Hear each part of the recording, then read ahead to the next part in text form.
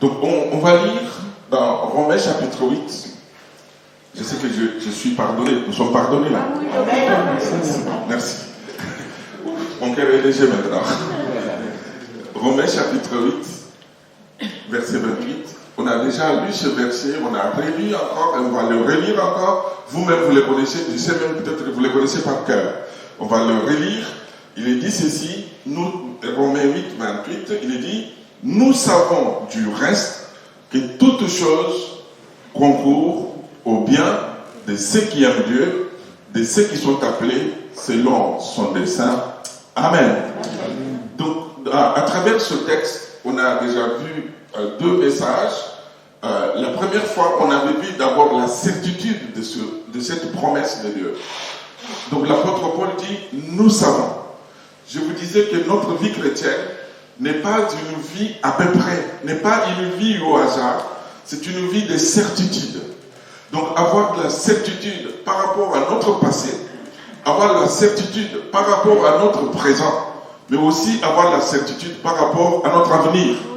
Un chrétien ne marche pas comme ça au hasard, je ne sais pas si je suis sauvé ou pas, je ne sais pas, on verra bien quand je serai aussi. Non, un chrétien est celui qui marche dans la certitude. Est-ce que vous avez la certitude de votre salut? Est-ce que vous avez la certitude de là où vous passerez l'éternité? Donc avoir la certitude, que ce ne soit pas des choses à peu près, mais en marchant qu'on soit certain. Parce que la Bible nous dit que c'est lui qui a le Fils à la vie. J'ai le Fils de Dieu à moi, je suis réconcilié avec Dieu, j'ai la vie éternelle. Donc ce n'est pas des choses à peu près. Et puis la deuxième chose qu'on avait vue, c'est qu'il est dit toutes choses concourent au bien de ceux qui aiment Dieu. Quand on dit ça, on pense souvent aux bonnes choses. Bien sûr que les bonnes choses concourent au bien de ceux qui aiment Dieu. Mais il y a aussi des moins bonnes, des mauvaises. Je vous disais l'autre fois que des fois même les traitements, mauvais traitements, ça peut concourir au bien de ceux qui aiment Dieu. J'avais donné l'exemple de Joseph, qui était maltraité par sa famille, vendu par ses frères. Il s'est retrouvé en Égypte. Dieu l'a élevé. Et il est devenu un homme important. On avait vu aussi que même la maladie, des fois, peut concourir au bien de ceux qui aiment Dieu. On a vu l'exemple de Job. Même la mort peut concourir au bien de ceux qui aiment Dieu. On a vu la mort du Seigneur Jésus-Christ. Heureusement qu'il est mort, mais il est ressuscité, il est vivant. Que son nom soit béni. Et puis l'emprisonnement peut concourir au bien de ceux qui aiment Dieu. L'apôtre Paul, heureusement qu'il a été emprisonné. Et si aujourd'hui nous avons des épîtres dans la Bible, merci Seigneur, parce que Paul était en prison. Parce que s'il n'était pas emprisonné, il n'allait pas avoir le temps de s'asseoir pour écrire. Il écrivait des lettres pour envoyer aux églises qu'il avait fondées, mais ces lettres-là sont devenues des épîtres pour nous aujourd'hui. Et nous en tirons beaucoup d'enseignements. Donc voyez-vous, même l'emprisonnement peut concourir au bien de ceux qui aiment Dieu. Et le vendredi dernier, dans ce verset, nous avons vu la dernière partie qui dit que toutes choses concourent au bien de ceux qui sont appelés selon son dessein, de ceux qui sont appelés. Je disais que nous tous, en tant qu'enfants de Dieu, nous sommes tous des appelés de Dieu. C'est Dieu qui nous a appelés, c'est Dieu qui nous a choisis, c'est Dieu qui a fait de nous ses enfants. Ô combien nous lui sommes si reconnaissants. C'est une grâce, mes amis. Je vous disais que la base de son appel, c'est une grâce. Là, il dit, l'apôtre Paul dit, il nous a sauvés et nous a adressé une sainte vocation, donc un saint appel. Non à cause de nos œuvres, mais selon son propre dessein et selon la grâce qui nous a été donnée en Jésus-Christ avant les temps éternels. Amen. C'est une grâce. Il n'y a personne qui méritait l'appel de Dieu. Mais Dieu nous a fait grâce. Nous le sommes aussi reconnaissants, mes frères et sœurs. Et puis le moyen de cet appel, c'est nous étions à l'écoute du message de l'évangile. Et Dieu nous a parlé, Dieu nous a touchés, Dieu nous a fait grâce. Nous avons compris, nous avons décidé, nous lui avons donné notre cœur. Alléluia. Donc c'est par l'évangile, c'est le moyen que Dieu a utilisé pour nous lancer cet appel. Et la certitude de cet appel, c'est que Dieu, quand tu l'appelles, il ne change pas de position. Quand tu nous appelles, il nous a appelés. Amen. Il n'y a que nous qui pouvons faire que nous puissions passer à côté de cet appel. Dieu ne change pas d'avis. Il ne laisse pas tomber celui qu'il a choisi. Il n'est pas quelqu'un qui tourne en rond. Non, Dieu sait ce qu'il fait. Avant même de nous appeler, il nous connaissait si bien. Amen. Et pour ce soir, la dernière partie que je voudrais qu'on voie, c'est qu'il est dit, nous savons du reste que toutes choses concourent au bien de ceux qui aiment Dieu. Soulignez bien, ceux qui aiment Dieu. Est-ce que vous aimez Dieu? Amen. Toutes choses concourent au bien de ceux qui aiment Dieu. Si vous n'aimez pas Dieu, toutes choses ne concourent pas pour votre bien. C'est ce que ce verset veut dire. Toutes choses concourent au bien de ceux qui aiment Dieu. L'amour pour Dieu est le fondement de la vie chrétienne. Il est la caractéristique déterminante du vrai croyant. Rien ne saurait mieux caractériser les croyants véritables que le fait qu'ils aiment sincèrement Dieu. Pas seulement l'amour dans nos paroles, mais d'une manière vraie, d'une manière sincère.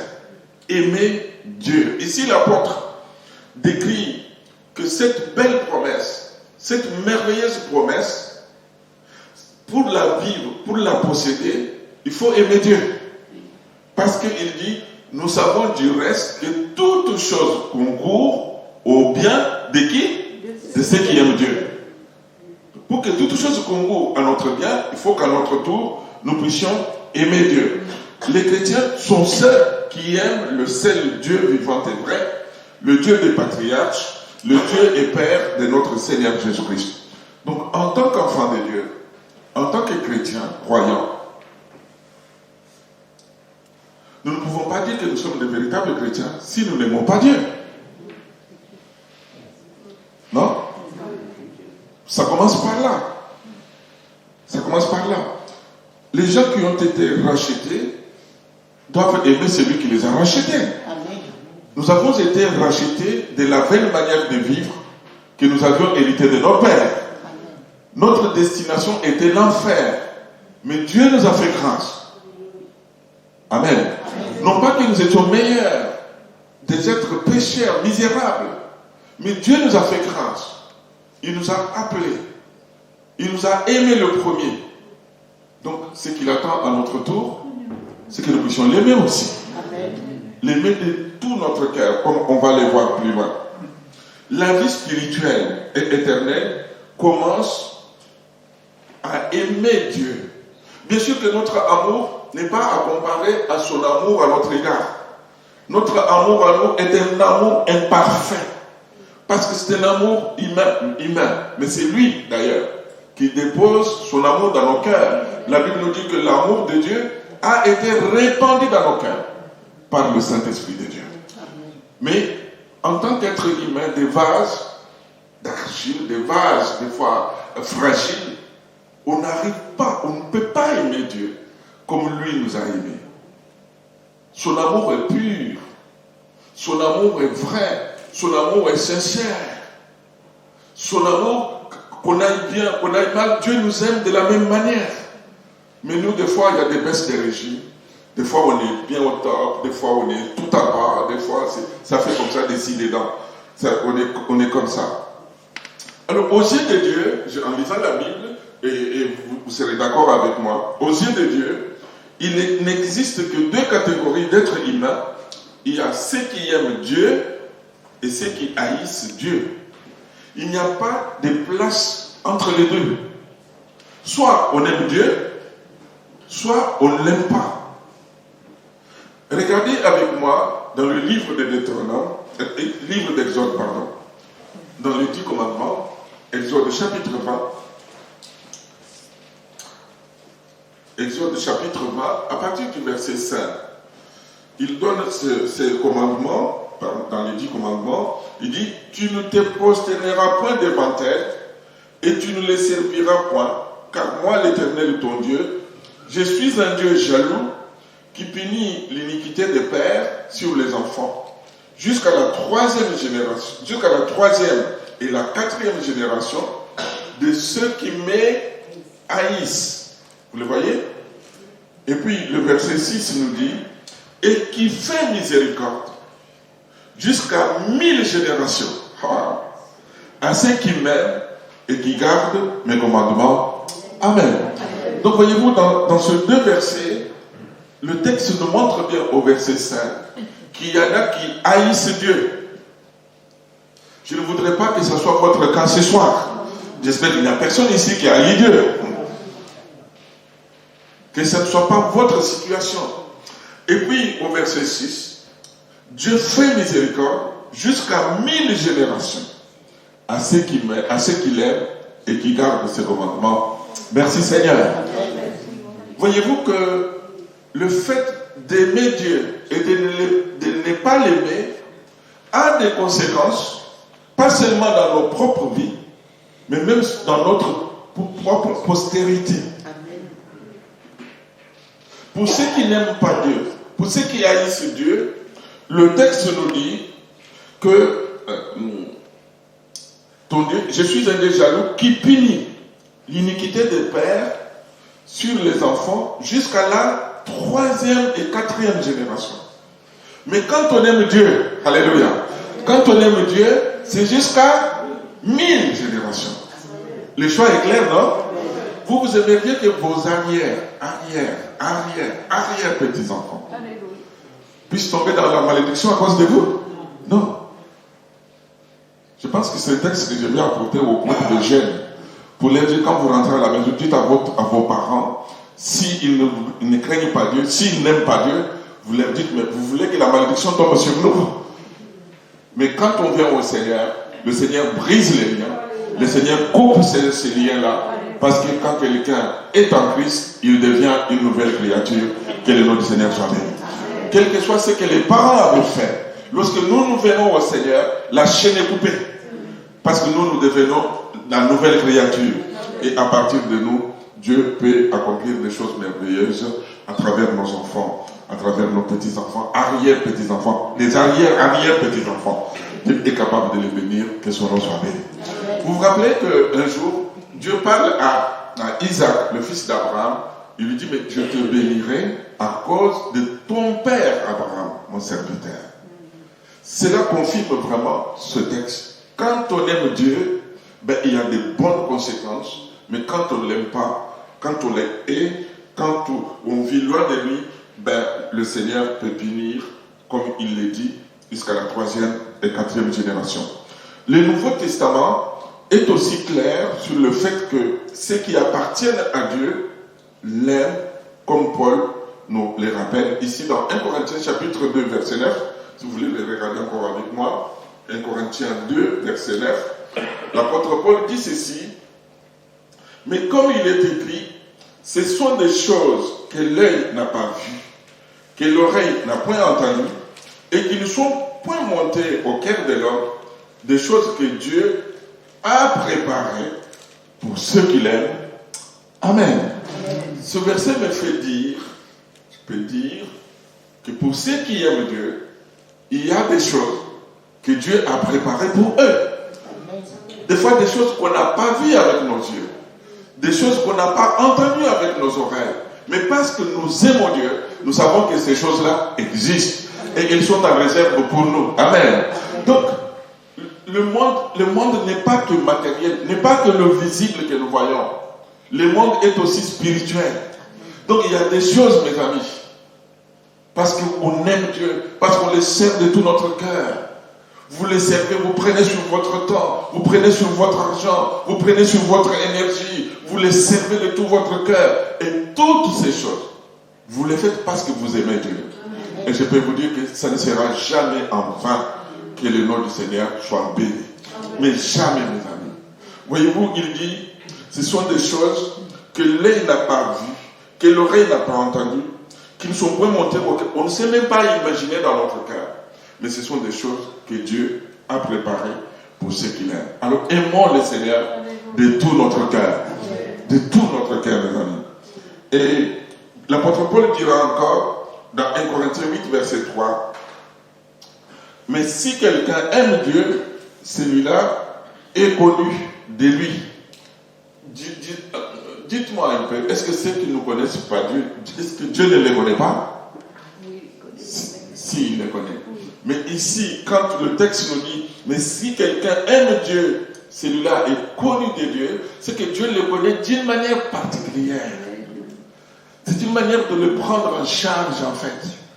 Parce qu'il y a quelque chose de fort dans notre cœur pour le Seigneur. Donc, mes amis, si on est connu, on aime Dieu, on est connu de lui. Donc, Dieu nous prend en charge, Dieu prend soin de nous et Dieu pourvoit à nos besoins. Que son nom soit béni. Jacques disait, lui, ceci, Jacques chapitre 1, verset 12, heureux l'homme qui supporte patiemment la tentation, car après avoir été éprouvé, il recevra la couronne de vie que le Seigneur a promise à ceux qui l'aiment. Amen.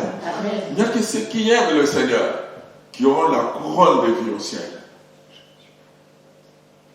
Alors que notre amour soit un amour sincère, un amour vrai, que le nom du Seigneur soit béni. Amen. Jésus disait ceci, il répondait à un scribe qui est venu lui poser la question, mais parmi tous les commandements, vous savez que chez les Juifs, ils en ont 613. À partir des 10 commandements, ils en ont fait 613. Donc quasiment presque chaque mot est devenu un commandement. Quand on était en Israël, on a vu le samedi, le jour du sabbat, même les ascenseurs, il y a des ascenseurs qui sont faits pour les jours du sabbat. Donc, il monte seul, il va jusqu'au dernier étage, il redescend cette piste. Vous n'avez pas le droit de toucher, même sur le bouton, parce que c'est le jour du sabbat. Donc, voyez-vous, ils en ont tellement multiplié. Alors, un esprit est venu demander au Seigneur, parmi tous ces commandements, lequel est le plus grand et le plus important? Et le Seigneur prend la parole dans Marc chapitre 12, à partir du verset 29 et 30, pour lui répondre. Et Jésus répondit, voici le premier. Écoute Israël, le Seigneur notre Dieu est l'unique Seigneur. Le verset 30 nous dit, et tu aimeras le Seigneur, ton Dieu, de tout ton cœur, de toute ton âme, de toute ta pensée et de toute ta force. Amen. Amen. 4 choses. Il lui dit, tu aimeras. Tu aimeras l'Éternel, le Seigneur ton Dieu, de tout ton cœur. De tout ton cœur. Le cœur est le centre de nos affections. Le cœur est le centre de l'identité de l'être humain. Dans la compréhension hébraïque, le cœur, c'est le centre de tout. D'ailleurs, vous connaissez bien ce verset dans le Proverbe, chapitre 4, verset 23, qui dit « Garde ton cœur plus que toute autre chose, car de lui viennent les sources de la vie. » Donc, tout vient du cœur.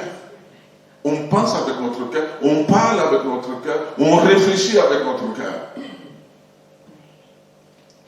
Donc, tu aimeras l'Éternel ton Dieu de tout ton cœur, non pas avoir un cœur partagé. Je ne sais pas si vous vous rappelez, parce que j'en ai déjà parlé un tout petit peu ici.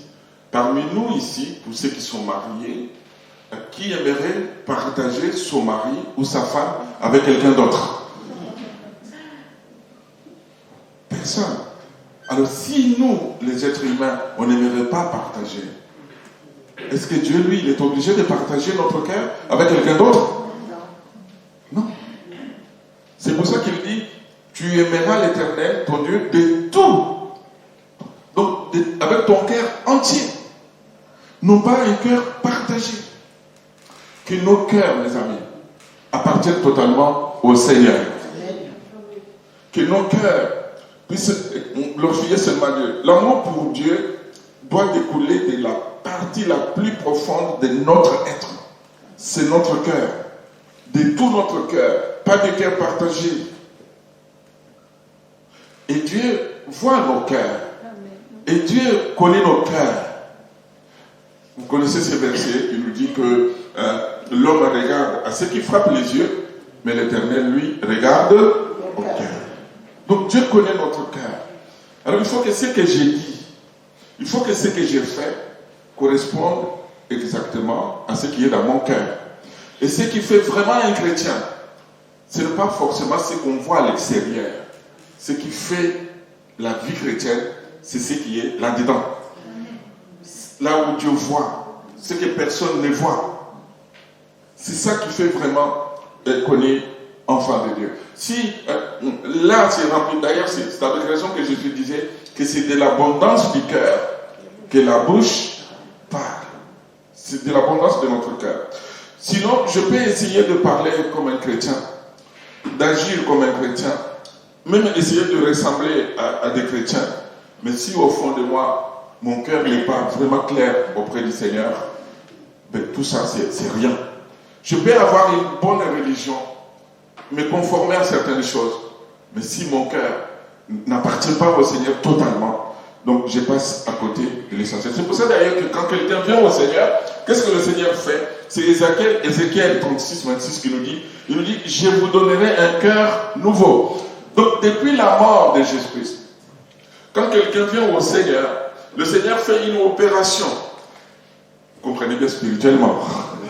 Spirituellement. Donc il enlève notre ancien cœur, le cœur des pierres qu'on avait.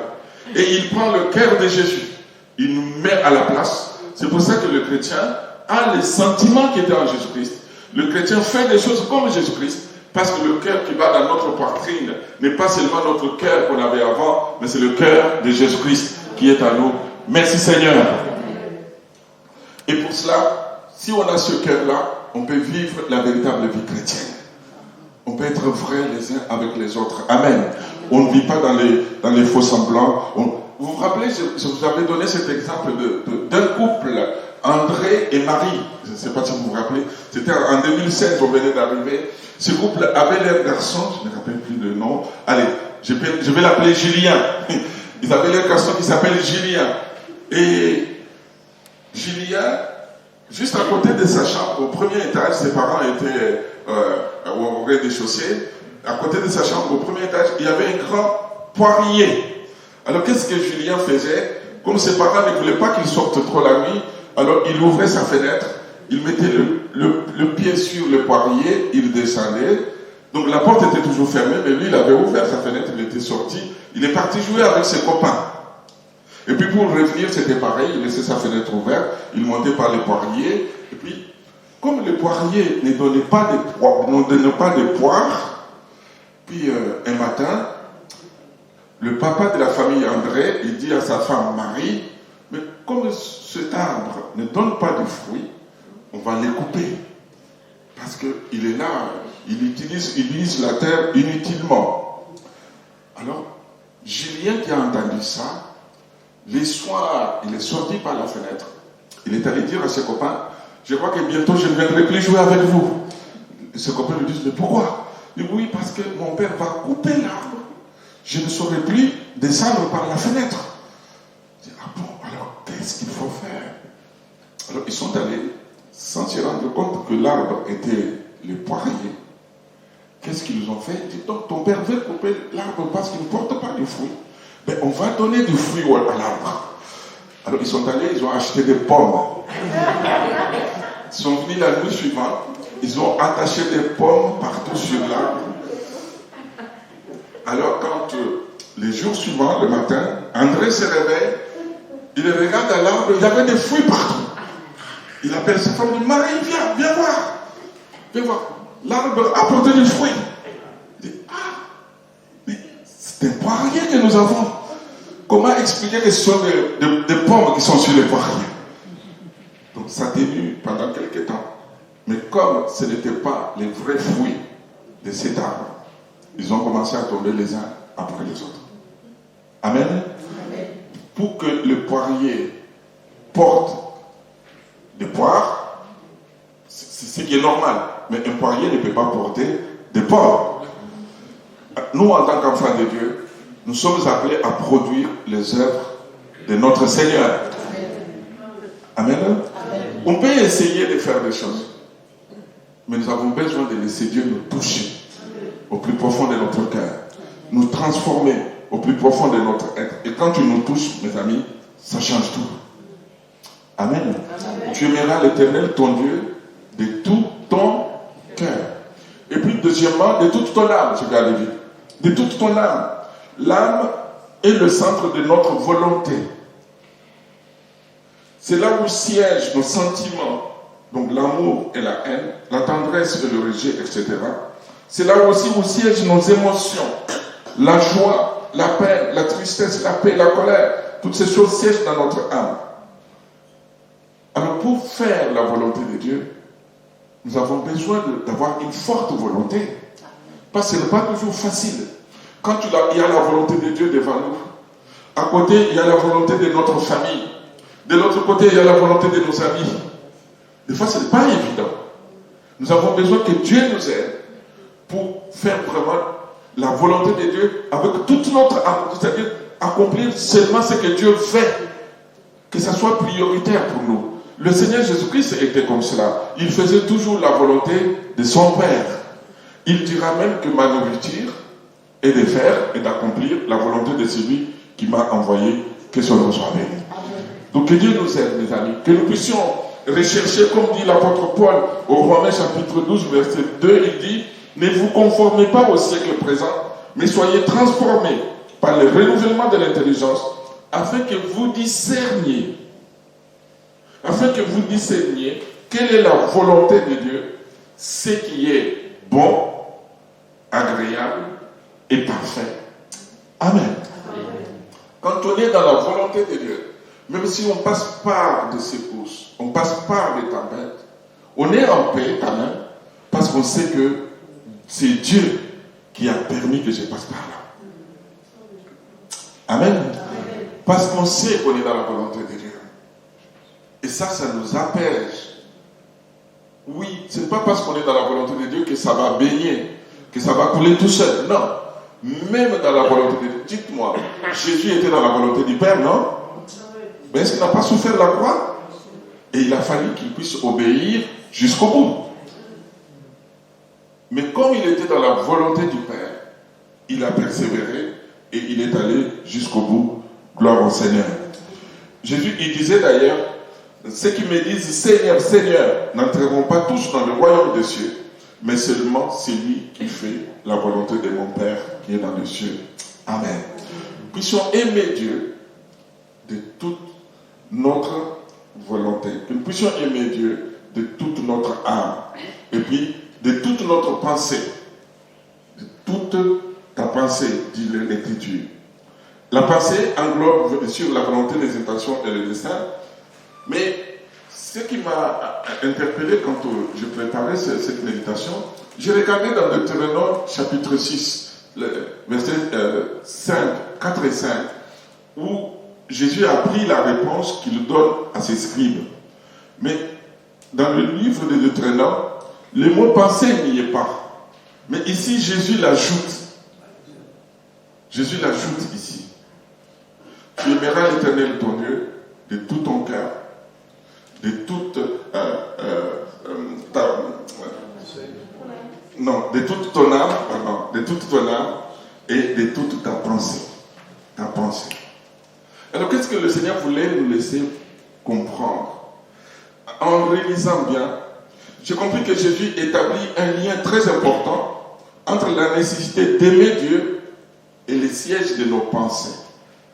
Alors l'enseignement derrière c'est quoi? C'est comme si Jésus voulait souligner qu'un amour véritable n'est pas simplement un amour aveugle, mais au contraire un amour bien pensé, un amour bien raisonné, un amour bien réfléchi, un amour bien intelligent, mes frères et sœurs. J'ai souvent des fois entendu, même des fois dans les partages, des fois même dans certains messages, comme si quand on est chrétien, on ne réfléchit pas. Il ne faut pas réfléchir, croire seulement comme ça. Comment voulez-vous dire à un professeur de mathématiques de croire seulement comme ça? C'est pas possible. Donc, en tant qu'enfant de Dieu, nous sommes appelés aussi à réfléchir. Notre foi, c'est une foi réfléchie. Ce n'est pas quelque chose qu'on accepte tout simplement comme ça, comme des êtres qui ne réfléchissent pas. Il y a des exemples dans la Bible. Quand l'apôtre Pierre, on le sort de la prison par un ange, ils arrivent dans la rue, l'ange part, il disparaît. L'apôtre se retrouve seul. La Bible nous dit que Pierre réfléchit. Vous êtes avec moi, l'église?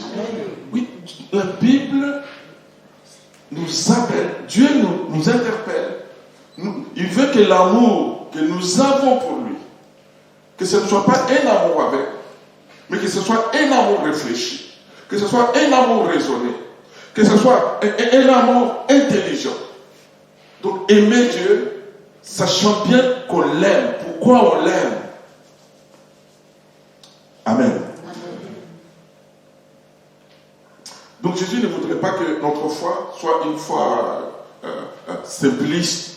Il veut que ce soit quelque chose de réfléchi, quelque chose de raisonné. Il veut nous amener à cela. Et puis je termine. De toute ta force. La force ici, ça veut parler de notre corps, de notre être ici, physique. Pour servir, pour aimer Dieu, non seulement nous l'aimons de tout notre cœur, nous l'aimons de toute notre force, nous l'aimons de toute notre pensée, mais nous l'aimons aussi de toute notre force. C'est-à-dire que nous allons utiliser notre corps comme un outil pour servir à la gloire de Dieu. Donc notre corps est un instrument que Dieu nous a donné pour que nous puissions montrer aussi notre amour pour lui. Pour le servir, bien sûr on le sert avec notre corps. On se déplace dans notre corps. On va faire des choses pour la gloire de Dieu avec notre corps. Quand on sort pour la prospection, c'est avec notre corps. Quand on vient à l'église pour prier, c'est avec notre corps. Si vous me disiez, mes frères, je ne serai pas avec vous, je serai au milieu de vous en esprit. Bien sûr que vous serez avec nous en esprit, mais vous ne serez pas avec nous physiquement ici. Non? Oui. Vous ne serez pas avec nous. Donc vous allez nous manquer quand même si on sait que vous serez avec nous en esprit. Quand on dit demain, on aura des espaces verts. Si vous me dites, mes frères, je serai avec vous en esprit. Bien sûr que vous serez avec nous en esprit, sauf que l'herbe devant ne va pas se ramasser en esprit.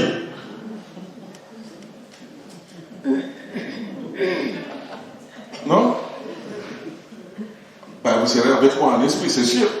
Mais sauf qu'on viendra, on va prier, on va faire, mais vous serez chez vous. Donc voyez-vous, Dieu veut qu'on l'aime avec notre corps. Donc avec la force qu'il nous donne. En plus, c'est lui qui nous donne la force pour pouvoir les servir. Je vais parler de l'espace vert, je vais parler de l'aide alimentaire, je vais parler des gîtes, je vais parler du groupe vocal, du groupe de femmes, je vais parler d'autant de services que nous avons, du ménage, je peux parler d'autres services aussi. Donc Dieu nous a donné notre être pour que nous puissions les servir avec toute notre force. Que le nom du Seigneur soit béni. J'avais encore 8 points à développer avec vous, mais on va s'arrêter là pour qu'on puisse prier. Mais on y reviendra. Je n'ai pas fini ce qui aime Dieu.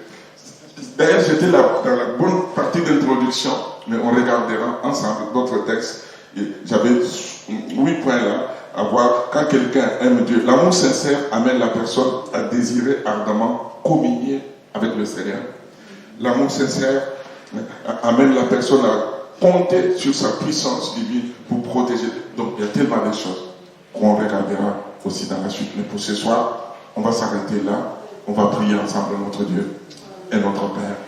Que Dieu nous fasse grâce, que nous puissions l'aimer. Néanmoins, avant de prier, je voulais que vous puissiez comprendre que c'est Dieu qui répand son amour dans notre cœur pour que nous puissions l'aimer. Alléluia. Et le Saint-Esprit veut répandre son amour ce soir pour que nous puissions aimer Dieu, puissions aimer l'Église, puissions aimer nos frères et sœurs, puissions aimer aussi notre prochain comme nous-mêmes. Que le nom du Seigneur soit béni. Notre Dieu et notre Père, nous te bénissons, nous te rendons grâce, te célébrons, Seigneur, parce que tu es le Dieu vivant et vrai. Merci, Seigneur, parce que ce soir, tu nous dis que toutes choses concourent au bien de ceux qui aiment Dieu. Seigneur, je vais t'aimer à mon tour. Je vais t'aimer, Seigneur, en retour, parce que tu m'as aimé le premier. Seigneur, viens et répand encore ton amour dans mon cœur, Seigneur. Viens et enlève, Seigneur, tous ceux qui voudraient que je n'aime pas comme toi tu m'as aimé. Qui voudraient, Seigneur, que je n'aime pas mon frère comme toi tu m'as aimé. Qui voudraient que je ne t'aime pas toi, Seigneur, comme tu m'as aimé en premier. Je voudrais, Seigneur, que ce soir, tu nous travailles, tu nous changes, tu nous transformes, parce que nous voulons porter du fruit. Nous voulons être vraiment des enfants nés de nouveau, régénérés, changés, transformés par l'amour de Dieu. Merci notre Dieu. Merci notre Père de bénir cette soirée au nom de Jésus. Amen, Père. Amen, notre Dieu. Est-ce que vous pouvez aussi prier notre Dieu et notre Père? Alléluia.